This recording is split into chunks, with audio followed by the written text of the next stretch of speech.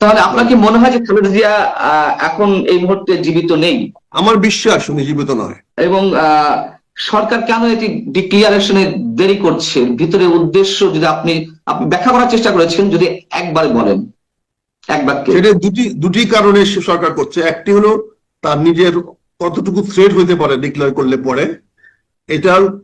আর পাশাপাশি সে একটা নাটক করার চেষ্টা করছে যে আমরা তো তারেক রহমানের সময় 1 দিন 2 দিন 3 দিন 5 দিন অপেক্ষা করেছি, মৃত্যু সংবাদ আমরা দিয়ে নেই যাতে তারেক রহমান সাহেব আসে, যাতে তারেক রহমানের উপর একটা ব্লেম দিতে পারে।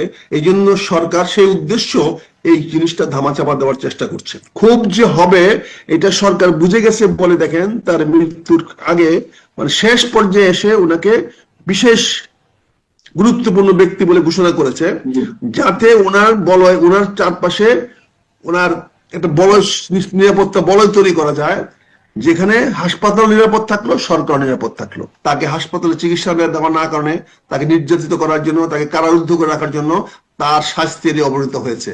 ফলে এর জন্য দায়ী আওয়ামী লীগ।